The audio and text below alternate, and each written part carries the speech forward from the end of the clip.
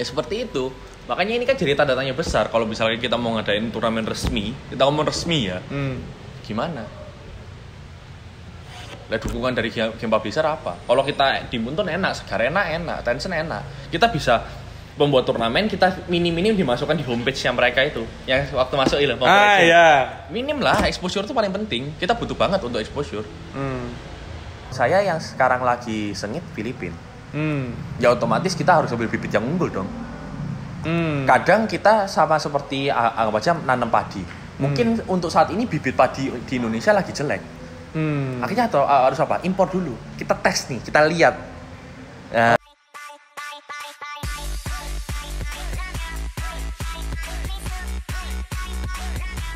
Ya, kembali lagi di channel Seda Bukit cuy ya. Kali ini ya, Moodcast atau Mungkin Talk ya. Kedatangannya kita pernah podcast offline cuy. Online ya. Yang bahas perkembangan e-sport di Jawa Timur tepatnya. Ya kayak belum tahu, beliau ini adalah salah satu ya orang e-sport di Jatim yang ngeri ya. Bisa dibilang ya. Gak ngeri. Bisa. Biasa. Ketua harian bro ya. Ketua harian e-sport seluruh Indonesia Jatim ya. Seluruh Indonesia Jatim. Sorry. Ketua kan gemetaran. Orang penting biasa, orang penting ya. Salah ngomong nah, kan bahaya gitu ya. Jadi SI ya Jawa Timur ya, bakal Jawa Timur ya. Bener ya ketua harian ya? Jadi boleh diperkenalkan monggo. Ya, salam kenal, nama saya Daniel Agung selaku ketua harian SI Jawa Timur. Ya orang begitu aja sih. Oh gitu aja ya? Simple gitu ya? Iya, B aja sih. Oh, B aja. Bagi kita ya kan, bahaya ya. Kan udah, aku mau langsung tanya aja ya. Ini kita bahas e-sport aja ya. Apakah e-sport sekarang itu udah mulai turun apa dying lah? Enggak lah, siapa yang bilang? Makanya semakin banyak ini. Loh, sebenarnya gini, mungkin ya secara kompetitif itu bisa dibilang mati. Tapi kan kalau secara kasual gamernya selalu meningkat. Terbukti dari teman-teman yang maksudnya top up game, user online-nya setiap hari. Itu semakin banyak. Mungkin sekarang yang dulunya cuma gamenya sedikit, Mobile Legends, PUBG Mobile kayak gitu-gitu, sekarang kan lebih banyak gitu. Ada LoL Wild Rift, ada muncul baru game-game yang lain, bahkan ada game PC yang baru-baru kayak seperti MMORPG yang baru ini, ada TOF dan sebagainya. Kan ini bener-bener ya bisa memecah segmentasi lah. Nah, cumanya kan nggak menutup kemungkinan untuk scene kompetitifnya bisa maju lagi. Karena kan kalau menurut mereka kayak kasualnya tetap ada banyak, tapi kok kenapa kompetitifnya dikit? Ya, karena menurut kita ya kalau waktu kita survei secara langsung, kita tanya ke teman-teman, banyak teman-teman yang bilang udah yang menang-menang itu aja terus. Buat apa ngikut? Sekali ikut dibantai, sekali ikut dibantai, mentalnya kalah. Bener.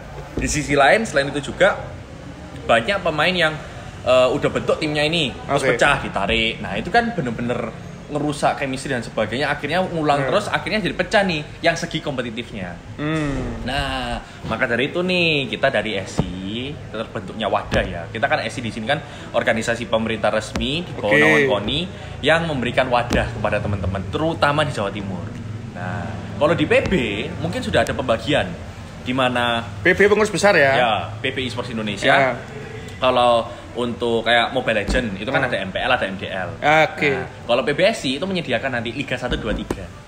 Oh, berarti ini belum ada announcement. Habis gini. Oh, langsung disepil gini. Habis gini. Mungkin teman-teman banyak yang sudah tahu juga, tapi memang ini belum terrealisasi 100%. Karena kan ini juga lagi trial. Tapi terdekat pasti ada terlaksana Liga 3 terlebih dahulu. Di mana Liga 3 ini artinya Liga Provinsi antar provinsi. Jadi kayak PON tapi rutin nih setiap tahun. Oh, betul Liga. Nah, betul, tapi ini di sisi lain di luar game publisher. Jadi yang teman-teman bilang, game publisher franchise dan sebagainya. Kalau PBSI mah ya kita gratis untuk semuanya, bro. Gratis ya? Iya, ingat gratis teman-teman ya? Membawa nama provinsi, antar provinsi nanti tandingnya seperti itu. Itu untuk Liga 3 ya? Liga 2-nya? Liga 2-nya mungkin nanti untuk tahun ini di skip, nanti langsung Liga 1 dulu. Jadi karena nanti Liga 3 khusus yang pertama kali ini itu langsung di-invite nanti bentuknya. Jadi juara Liga 1 lah ya? Juara 1, 2, Liga 3 kalau nggak salah itu nanti langsung invitational ke Liga 1. Ngeri. Wrong ya. Otomatis kalau itu. Khusus untuk tahun pertama. Infonya seperti itu. Masih bisa berubah lagi. Betul. Ya. Nah, itu kan dari PB nih. Nah, kalau dari kita, dari provinsi, kita pasti pengen juga seperti itu karena kita sudah survei dan teman-teman dari kompetitif bilangnya regenerasinya yang kurang. Untuk segi kompetitif scene-nya, kita pengen juga membentuk liga pro dan liga amatir khusus untuk provinsi. Nah. Itu kita yang memang kita lagi rencanakan, kita lagi godok matang bener-bener lah. Maunya mungkin nggak bisa langsung, tapi kita mencoba game per game dulu. Jadi contohnya mungkin Mobile Legend lah ya. Mobile Legend, Free Fire atau apa namanya PUBGM, tergantung game publisher yang memang kita bisa kolaborasi. Karena kan kalau kita sudah ngomong liga kan juga mengganggu dari game publisher ya. Jadi kan kita harus silaturahmi, kita harus izin tetap, harus kita sesuai prosedur lah. Protokol kita harus tetap mengikuti. Nah, kita tinggal lihat tanggapan dari teman-teman game publisher ketika nanti kita sudah menyodorkan proposal untuk tahun depan. Yang mana yang akan direspon? Apakah Muntun? Apakah Tencent? Apakah Garena? Apakah Riot? Kita nggak tahu. Tapi dari sana kita akan memilih satu dulu. Karena kita nggak mau langsung tes trial and error dulu. Nanti langsung, kalau langsung semua kelabakan nih. Iya, nanti percuma. Ini ada liga profesional sama amatir. Mendingan kita dibilang, wah itu pilih kasih. Cuma ada milih kok cuma game yang rame aja. Mending dibilang gitu. Daripada nanti ketika mereka ikut kecewa, nggak mau ikut lagi. Tapi pasti, akhirnya gameku ada. Semangat ikut lagi nih. Betul. Nah gitu ya. Mending seperti itu. Ini pasti ada keluh kesah ya. Dari kan kita bahas tadi itu selalu mobile ya. Apakah PC ada nih? Kira-kira? Tentu ada. Setelah ini kita memang kepingin membangkitkan salah satu game dari Riot, yaitu Valorant. Jadi coba ya. Karena memang sinyal paling rame. Oh jelas. Dan juga ya kita bisa lihat atletnya, bro. Masuk ke Istanbul Valorant Champion. Akhirnya Indonesia yang menjuarai. Dari Bumaidi bener ya? Iya, Bum. Lo kemarin aja final aja Indo lawan Indo. Bumonik. Iya, ayo. Itu semua itu kalau feel-nya aku lihat di POV-nya Onyx sendiri ya. Kasian banget cuy semua. Itu jiwa-jiwa atlet itu emang kayak gitu ya. Memang. Dia udah latihan sekeras mungkin. Tapi ada shit happen lah bisa dibilang lah. Kalah taktik atau kalah apa ya. Ya kalah hawa lah kita bilang ya. Langsung nangis banget cuy. Itu semua itu feelingku ngerasain anak-anak. Mungkin belum pernah dirasain sama anak-anak bocil-bocil ini ya. Belum tahu rasanya kalah di final ya. Nah, gitu. Kurang satu langkah itu sudah pergi. Gak masalah hadiahnya, masalah pride-nya berangkat ke Istanbul itu yang penting.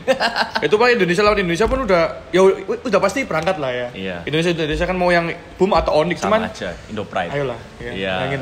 Itu feeling untuk jadi atletnya tuh ya. Oke, kita balik ke topik tadi ya.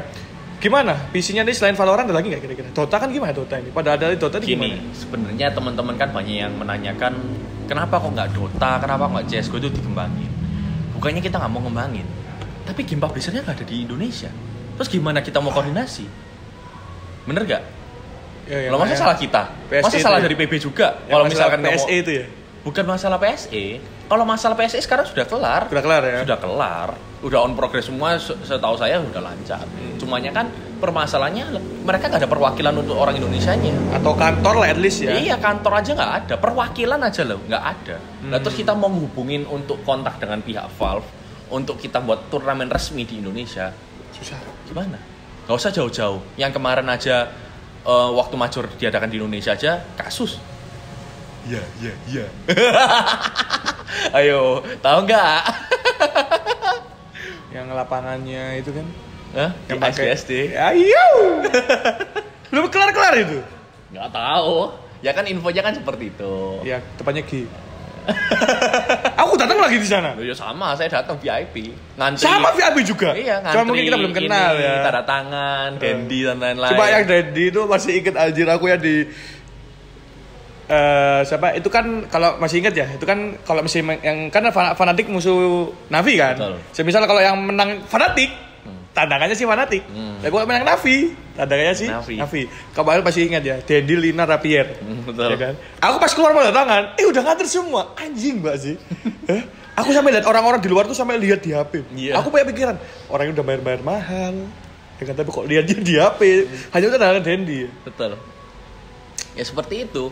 Makanya ini kan jadi tanda tanya besar kalau misalnya kita mau ngadain turnamen resmi, kita ngomong resmi ya. Gimana?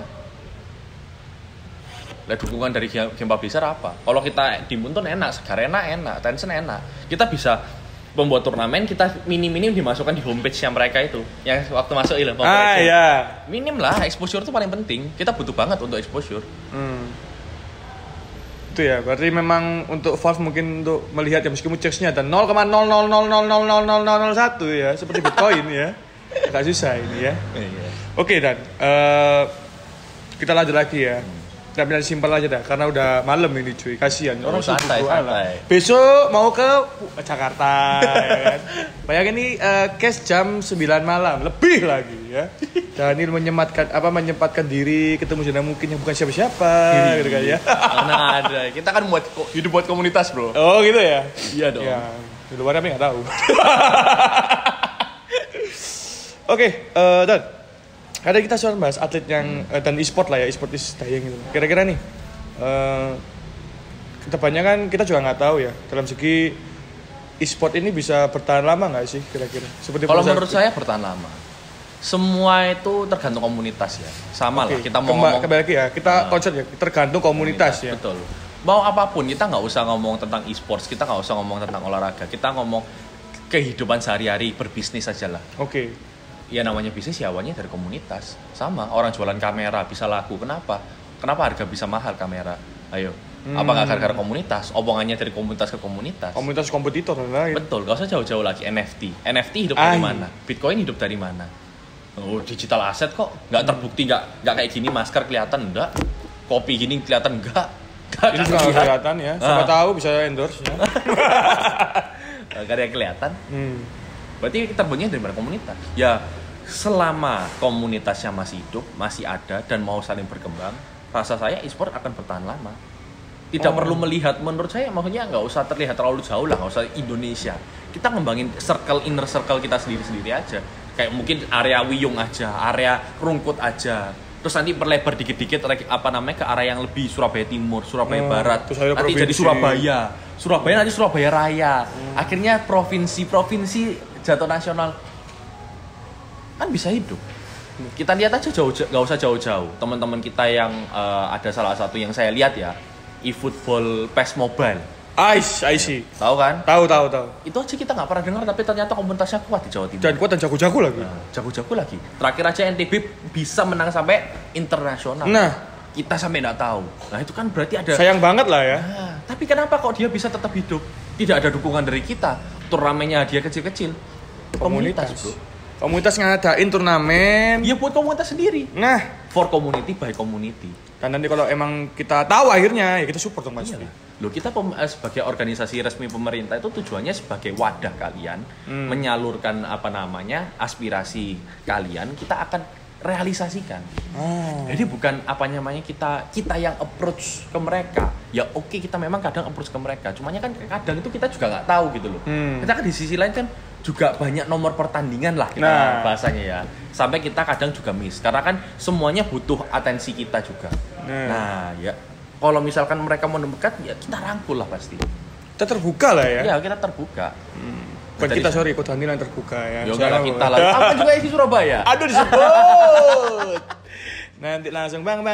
Ya gitu ya. Nah ini kita bahas komunitas nih ya. Tadi udah masuk komunitas ya. Komunitas kan sekarang mungkin banyak lah senggol-senggolan gitu kan. Oke. Kan senggol-senggolan lah dari segi kata nggak usah beda game deh. Sesama game aja kadang-kadang senggol-senggolan. Ya kan? Iya. Apakah itu nanti bisa bertambah untuk kita lebih atau gimana? Enggak. Justru nanti semakin besarnya komunitas pasti banyak konflik. Itu sudah sangat wajar. Oke, berarti semakin bukan, tapi kita juga nggak pengen banyak konflik banget lah ya, sampai krusial nggak ya? Konflik itu yang membangun komunitas. Semakin banyak konflik, ketika kalian bisa ngatasi, otomatis semakin solid. Iya kan?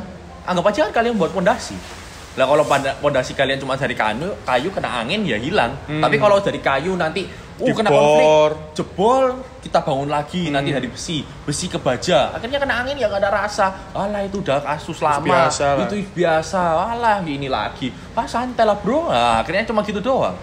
Akhirnya jadi kuat kan komunitasnya. Itu harus dari komunitasnya sendiri.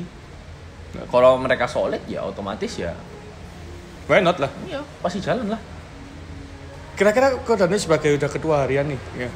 Kan udah survei komunitas apa sih lah. Kan juga langsung turun ke jalan lah ya anggapannya ya. Bahasa kasarnya. Ada nggak sih kira-kira komunitas yang agak annoying gitu, ada nggak sih? Maksudnya agak susah untuk dirangkul gitu loh. Kalau sebut game deh, pokoknya ada apa nggak kira-kira? Komunitas yang susah dirangkul. Ya, karena jujur ya, ini agak disclaimer ya. Kita tahu lah karena masalah yang kemarin ya, Esi ya, tahu lah ya masalah yang bawa-bawa nama boomer dan lain gitu loh. Oh. Ya, kita anggap kayak gitulah. Kadang-kadang kan enggak sih. Nggak mau gini. Ya kalau mereka nggak mau ya tetap kita open. Kita kan di sini sebagai wadah. Kalau kalian mau masuk ke wadah kita ya kita sangat open. Kalau nggak mau masuk ya ngapain kita paksakan gitu loh. Nah, nanti kalau nggak ada lomba jangan nyalain kita. Lah ya seperti itulah kurang lebihnya. Gitu ya? Bener kan lah, nggak ada komunitasnya ya buat apa kita ngadain lomba itu kan? Terus kita kan ngambil yang ramai. Masalah boomer itu gimana? Pendapat kan pada saat itu kan memang yang rancu di dalam segi peraturan. Kita bahas peraturan gitu lah, karena kan ketua harian kan lebih paham lah ya. Kita ngomong baby boomer ya. Sebenarnya menurut saya di dalam setiap pengurus ESI mau di pusat maupun di provinsi maupun di kabupaten kota, saya yakin ada orang yang memang ngerti di sana. Jadi mungkin ketuanya itu orang ya kita bisa bilang orang yang powerful lah ya. Mau di khususnya di provinsi dan pusat. Pasti. Nah, pasti kan? Pasti. Nah, tapi kan di sana itu kita harus ambil sisi positifnya. Lah kenapa kok orang ini yang dipilih betul. Karena ya namanya e-sport karena ini juga masih baru dan sangat booming, pasti harus ada percepatan dong. Oke. Bayangkan gini, memang yang terkenal di Jawa Timur mungkin Angel. Terus jadi ketua. Lah terus mari gitu dipandang orang-orang apa? Olahraga baru. Terus ya wis. Mungkin ini sopo. Oh iya e-sport. Oh ya wis. Akhirnya apa? Loh ya kita fair ngomong aja. Kalau misalkan di Indonesia birokrasi masih penting, Bro. Oh, benar. Nah kalau misalkan nggak ada orang sosok yang memang bisa dilihat oleh orang jajaran atas, apalagi senior-senior yang ada di sana, di KONI maupun di OPD dan juga di pemerintah provinsi maupun pusat, ya nggak dipandang. Mungkin ini sopo wae iki cari nama nanti ada nyari bla bla bla, wis tambah repot juga. Serba salah kan? Ini dari sisi pihak ESI ini ya maksudnya itu dari saya pribadi. Tanggapan saya pribadi ya. Akhirnya pribadi ya. Ya menurut saya ya nggak ada salahnya karena apa? Loh mereka itu cuma supporting aja. Mereka itu yang bentengin kalian, yang support. Jadi kalau misalkan kalian tuh didorong jatuh, dia tuh yang giniin kamu ya. Ayo maju, ngapain kamu takut? Ada kita di belakang. Sebagai kita anak muda sembarang-barang intinya. Lah lihat sendiri di PB yang yang ikut di dalamnya ada siapa aja. Ada yang punya EVOS, ada yang punya BUM, ada yang punya GGWP ID. Ada menteri lagi. Sebut gak sih? Pak Siapa? Sandiaga Uno. Oh itu kan Dewan Pembina. Dewan Pembina kan udah Pembina kan cuma dia yang ngelindungi, maksudnya nggak concern full lah. Dia kalau udah nggak ada masalah yang krusial memang itu kan dia nggak ikut campur. Nggak ikut campur ya. Nggak tahu guys ya kan. Ya mendukung, dia itu mendukung. Alhamdulillah ya, sama menteri aja dukung dulu. Iya. Pasti sama presiden didukung juga dong. Benar. Ya ada banyak banget. yang maksudnya di pengurus besar pun ya banyak banget orang yang ngerti. Jadi nggak mungkin semuanya full orang yang baby boomer. Dan kalau kayak tanggapan kemarin masalah peraturan juga ya menurut saya peraturan ini dibuat ya supaya teman-teman itu ada batasannya. Maksudnya ini loh aturannya itu seperti ini. Ya mungkin nggak enak di awal tapi kedepannya ada tujuan lah peraturan ini pasti dibuat untuk menertibkan teman-teman. Ya sama kayak adanya lampu merah. Lah ya awal pertama kali mungkin nggak ada lampu merah enak, tapi waktu ada lampu merah pasti risih. Nah, sama kayak pas kita di sekolah gitu, rambutnya nggak boleh panjang. Nah, iya. Kadang-kadang anak bilang, lu bukan rambut panjang kan nggak bisa kan kita bisa gini gitu kan, sama bisa lihat tuh. Kan ada pasti ada sisi baiknya gitu, yang bisa kita terima. Soalnya tapi kan anak-anak ya sekali lagi ya, anak-anak ya biasanya yang sok tahu ya sekali lagi ya. Jangan langsung dicos gitu loh. Sampai aku bikin snapgram loh itu, sumpah. Aku jelasin gitu. Nggak ada masalah kalau masalah itu. Semua itu di Indonesia, kita itu memiliki hak untuk bersuara. Jadi nggak ada salahnya, mau netizen mau ngomong apa, ya kita pasti dengerin lah. Meskipun kadang-kadang nggak direken juga ya. Didengerin, harus didengerin. Dilakoni, nggak tahu.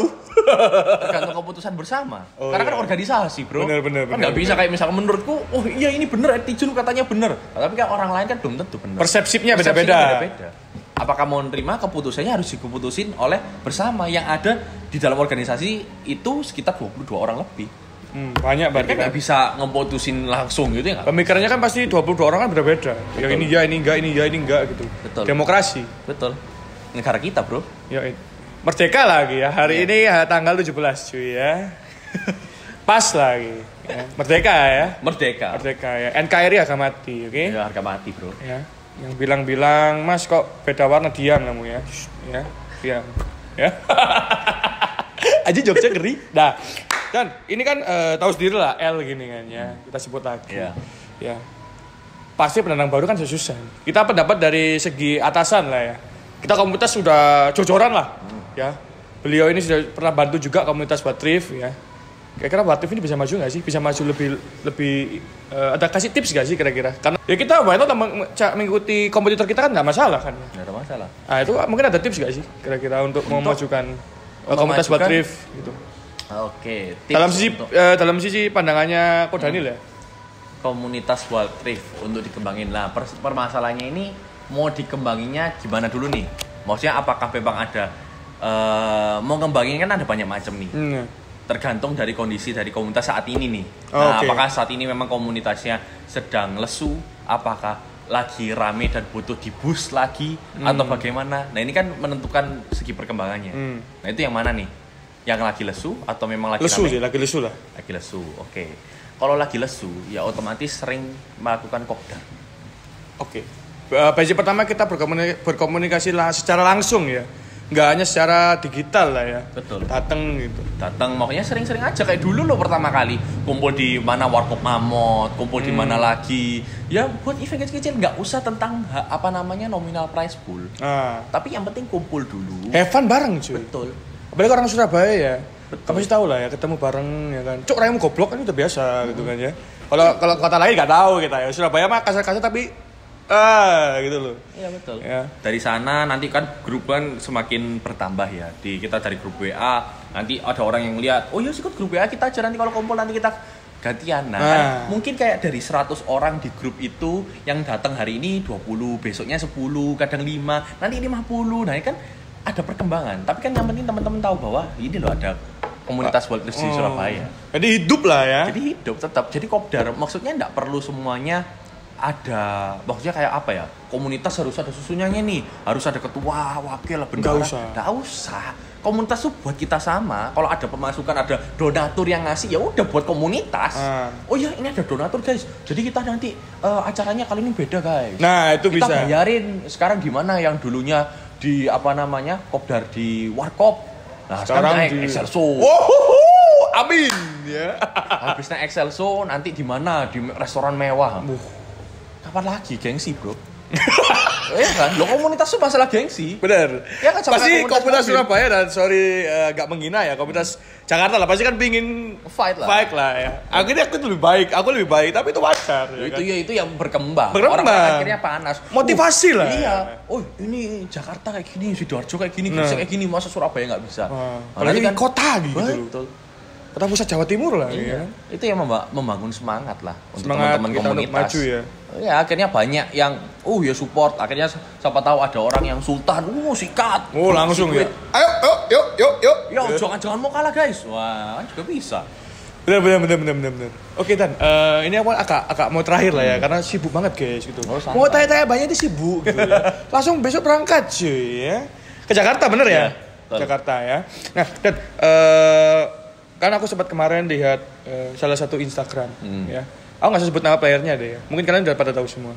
Dia bilang kalau orang Indonesia, atlet Indonesia itu malas-malas. Dalam segi maksudnya atlet yang sudah profesional lah ya. Malas-malas kayak misalnya tidak on time, terus kayak hanya memikirkan adu mekanik dan lain. Itu pendapatnya gimana kira-kira? Oke. Kalau pendapat saya, masalah on time itu adalah disiplin. Itulah sifat. Kalau dia nggak bisa on time, berarti dia nggak menghargai orang itu. Gak menghargai tim di dalam tim gitu. Betul, ya? Kalau sekali 2 kali ya, kalau memang ada reasonable-nya oke lah. Tapi kalau berkali-kali sampai misalnya seminggu 5 kali latihan, 5 kalinya nggak pernah on time, ya udah berarti dia nggak respect sama tim itu. Dia nggak respect sama timnya sendiri. Yang namanya keluarga kok. Anggap aja kamu janjian sama keluargamu nih. Terus habis itu kamu telat, apa nggak ditempelin sama bapakmu? Malu-maluin kamu ya. Ayo. Tapi kan ini kan ya kita ngomong ya tim, meskipun tim ini keluarga, tapi kita kan nggak mungkin nge-trade ditempelin kan nggak mungkin kan? Mungkin aja tapi kita nggak tahu. Iya. Ya, tapi kan kita harus sadar diri. Benar. Kalau masalah on time itu kan masalah disiplin. I see. Oke, berarti itu pendapatnya dari beliau ini ya. Tapi kalau menurut saya iya nggak sih kira-kira? Apa namanya? Tadi apa itu? Kurang kebanyakan Malas ya? mikro makro gitu loh. Gak mempentingkan kayak semisal kan aku lihat di Instagram tuh ya bilang itu orang Indonesia itu kayak yang udah jadi profesional ya itu udah jago gitu loh, maksudnya udah jago males latihan. Sebenarnya gini, kalau kita ngambil flashback dulu zamannya AOV ya, game AOV salah satu saya pernah ngobrol deket dengan Ko Henry Teja. Pemain AOV kan dulu EVOS yang bisa selalu podcast, rutin. Ya kan? Oh iya sangat bisa lah Ko Henry. Nantilah. Terkenal bro itu bro. Ko Henry menurut dia latihan aja cuma 3 jam sampai 4 jam dia bilangnya. Latihan ya? Iya. Yang dipentingkan bukan kalau sudah mungkin awal untuk ngejar itu ada quantity. Tapi lama-kelamaan adalah quality-nya. Quality time ya? Iyalah kalau quantity-nya besar terus tapi nggak ada quality-nya ya lama-lama busuk lah. Oh itu yang bisa sampai EVOS LV dulu juara terus ya? Dia cuma latihan 3 jam 4 jam. Tapi bener-bener efektif, capek ya sudah. Ngapain dilanjutin? Tapi bukan merasa dia udah jago. Tapi kalau nanti udah merasa kayak pengen main lagi. Tapi kan quality ini yang 3 jam gimana caranya kita itu maksimalkan ini. 6 jam, 8 jam kerja ya dimaksimalkan. Gak usah jauh-jauh, lihatlah negara lain. Jam kerja 8 jam. Salah satu contohnya negara Jepang lah. Kita bukan ngehina Indonesia ya. Tapi negara Jepang ketika 8 jam dia efektif. Quality-nya benar-benar di make sure kan. Sampai yang sampai kalau keretanya telat aja ya. Desek-desekan enggak mau tahu. Dia enggak mau telat pokoknya. Kereta telat pun ya. Misalnya kereta yang telat itu yang minta maaf itu bukan masinis tapi menterinya langsung ngasih surat gitu. Untuk yang itu. Karena bagi mereka waktu penting. Bukan masalah dia didenda juga, tapi dia melihat, loh ini udah cara kerja kita. Di mana jam 8 kerja masuk, ya berarti jam 7 harus sudah siap-siap. Kalau misalkan kita telat hari ini, jam 7 itu udah berangkat, tapi masih telat, ya udah jam 6.45 berangkatnya.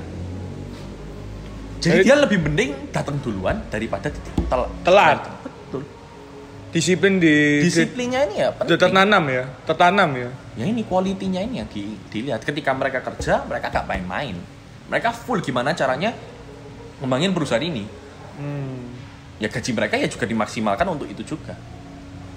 Jadi akhirnya cepat berkembangnya itu cepat. Company-nya juga berkembang cepat. Sampai EVOS juara terus gitu ya, ASL itu bilang. Unkillable bisa dibilang. Iya. Suhu ya, tahu semua nih. Tahu semua nih, ngeri nih ya. Sama ini aku nggak tahu ya, ini boleh jawab boleh nggak ya kan? Kita tahu atlet-atlet kita kan jago.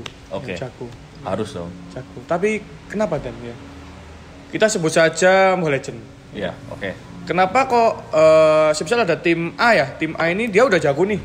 Ya, udah juara terus nih. Tapi pasti kan ada regenerasi lah ya. Ada regenerasi untuk player ya. Betul. Tapi kenapa kok ambil bukan dari Indonesia, tapi kenapa kok dari luar negeri? Harus ambil membelajarnya Filipina kan ya. Tahu ya maksudku ya? Oke. Ini perspektif saya ya. Oke. Nggak tahu, makanya ini perspektif pure dari saya. Jangan dianggap bener 100% ya. Disclaimer. ya. Ini dari saya sendiri. Ya menurut saya yang sekarang lagi sengit Filipina. Ya otomatis kita harus ambil bibit yang unggul dong. Kadang kita sama seperti anggap aja nanam padi. Mungkin untuk saat ini bibit padi di Indonesia lagi jelek. Akhirnya harus apa? Impor dulu. Kita tes nih, kita lihat. Ini bibitnya ini yang kok Filipina ini kok bisa. Diimpor ini kok bisa. Di China kok bisa kayak gini ya. Di Indonesia kenapa nggak bisa gini? Dilihat dulu. Dari sana kan baru bisa di copy paste supaya nanti Indonesia bisa lebih berkembang. Berarti teman-temannya nggak tahu ya, mungkin kan langsung kenapa sih kok harus ambil Filipina? Pasti kan ya, company itu kan pasti pengen juara kan ininya. Ya iyalah. Lu gila, MPL sekarang slotnya 2 juta US bro. 30M bro. 30M gua bisa buat apa aja tuh. Mobil mewah. Ini dibeli tuh.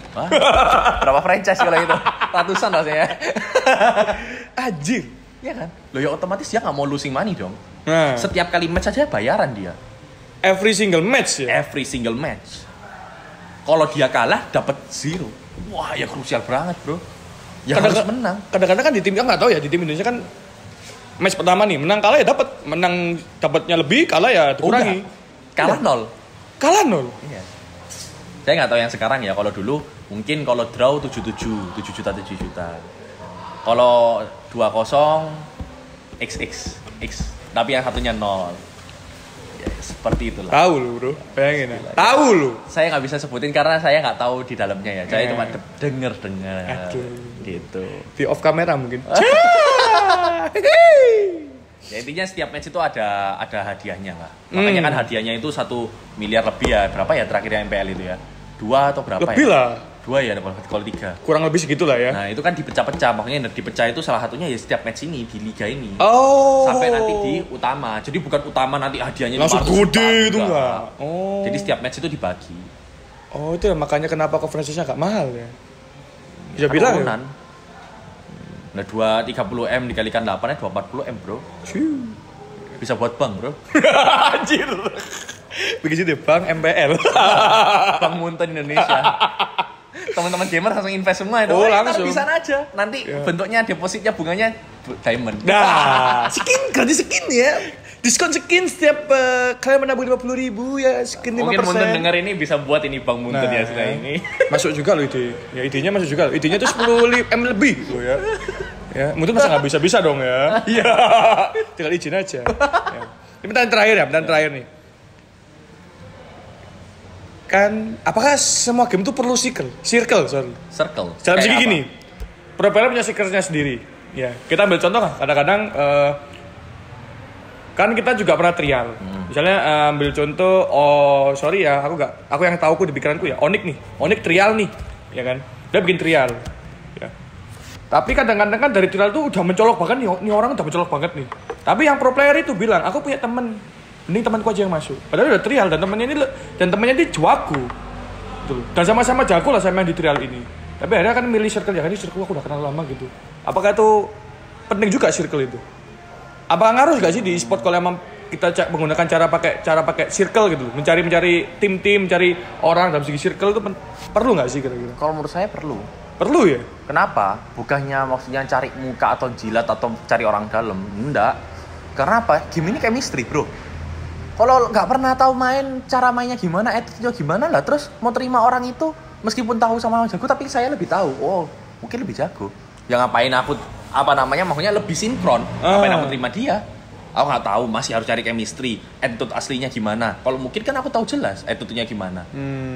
Gak perlu nge-waste waktu yang lebih lagi. Akhirnya contoh pasti ada pertimbangan loh, iya pasti. Tapi kalau memang skillnya beda jauh, ya pasti ya yang masih temennya sopo gak mungkin diterima. Lebih mending yang ini. Meskipun kalau sama ya ambil yang tahu lah. Ya pastilah. Berarti game ini circle guys gitu. Jangan bilang game ini circle ya, semua emang circle gitu loh. Ya, aku tahu kamu sendiri kan gitu. Wibu lagi ya kan. Ya kan? Sendiri terus gitu. Carilah teman gitu loh ya kan. Cari temanku gitu, bukan menghina ya. Karena ini kan game ini bukan game individu. Nah, benar. Bukan kayak catur, sorry ya. Betul. Catur kan memang individu bowling pun loh. Ada duo trio. Bener. Buset, memang pengetahuannya Bapak Daniel ini. Ini ya bukan maksudnya saya itu harus jilat orang player, enggak. Itu salah kalau kayak gitu, pasti jijik orang pro playernya. Orang dalamnya ya jijik lah maksudnya. Paham kan maksud saya? Paham. Harus ada chemistry yang harus dibangun kalau memang kalian mau tim di inner circle yang tim tier 1 lah kita. I see. Oke ya, karena ini sudah malam pasti ya kan. Bapak Daniel besok mau ke Jakarta, bener ya? Malam kok tapi masihan. Ya tapi istirahat. Ya besok kan pasti. Panggilan. Iya. Makasih banyak loh. Siap. Bapak Daniel udah mau mampir ke podcast yang kedua ini ya, udah mau datanglah jauh-jauh gitu kan ya. Nggak jauh banget sih. Jadi makasih banyak kok Daniel ya atas waktunya. Thank you. Semoga ilmu-ilmu ya yang dari Ko Daniel bisa diterapkan ya. Mungkin ada salah satu kata, 2 kata, 10 kata, 1000 kata yang mau disampaikan untuk orang yang mau join ke e-sport gitu. Yang udah mau start gitu. Telat apa enggak sih? Ya udahlah. Jadi mau jadi atlet lah. Gak ada yang telat. Gak ada yang telat teman-teman ya. Jadi yang mau join ke atlet mungkin ada wejangan. Kalau menurut saya ya teman-teman harus tetap semangat. Meraih hobi, passion itu boleh, tapi jangan lupa pendidikan. Karena jenjang karir e-sports ini mungkin terlihat manis di depan, tapi dalamnya ini juga sengsara, makanya ya sama kayak orang kerja, kelihatan enak di depan ada gaji dan sebagainya, tapi kerjanya juga banyak. Dan juga e-sport ini salah satu jejak karir yang cukup pendek juga. Masa umurnya kan juga pendek nih. Kalau nggak bisa adaptasi, mekaniknya turun ya otomatis diganti. Nah, makanya itu kita ngomong pendidikan tetap nomor 1, bro. Jaga-jaga. Bukan jaga-jaga, ya harus. Oh iya harus, sorry. Lah kalau misalkan kita bermain tapi nggak berpendidikan, ya gimana caranya mau jadi jago juga? Karena kadang-kadang orang pinter tuh jago loh mainnya. Iya. Bener gak sih? Bener. Gak ada yang salah ya, Gak ada yang salah. Pokoknya bukan menghina apa ya, tapi menurut saya pendidikan harus tetap jadi nomor 1 teman-teman. Karena banyak yang saya lihat tuh kayak sekali lagi ya yang bilang, aku gak mau sekolah karena aku jadi player ya. Yang bener ya kamu ya. Itu yang menurut saya itu, waduh ini salah satu tugas moral kita untuk ngebangun. Kalau kalian ngomongin semuanya seperti itu, orang tua akan tambah lama tambah gak mendukung. Benci lah. Iyalah, lah ngapain? Kalian sampai gak sekolah kayak gini untuk e-sport main game, masa depanmu apa sih yang tanyain itu? Bener. Sampai, aku gak mau sekolah. Kenapa gak mau sekolah? Aku mau ikut pilihan presiden. Iya kalau menang guys. Yang bener ya. Yang bener, sekali lagi yang bener kamu ya. Gitu loh ya, sekolah nomor 1. Betul. Oke, Ko Daniel makasih banyak atas waktunya ya. Thank you. Pajangannya ya, semoga kita bisa ketemu lagi ya kan. Mungkin nanti podcastnya lebih agak intens ya mungkin ya. Siap. Hari ini ada yang di-cut mungkin ya. Maksudku nggak di-cut, pertanyaanku di-cut karena ya. Terima kasih banyak Ko Daniel ya. Siap, thank you. Sehat selalu atas Jakarta ya. Jangan lupa follow, subscribe Sena mungkin ya. Jangan lupa nanti di Snapchat tulis di deskripsi ya. Ya, tak gedein, tak bold ya, bold semua namanya ya, jabatan kalau mau. Ya. Jangan lupa ya voucher terbaik ya bisa disebut ya. Aduh. Kita follow Sena mungkin aja. Oke, kalau gitu guys. Salam ngeri ngerong Daniel ya. Siap. Salam ngeri ngerong ya. Ngeri ngerong. Ya, oke. Salam ngeri ngerong. Oke, sampai jumpa lagi di next podcast atau mungkin talk berikutnya. Bye bye.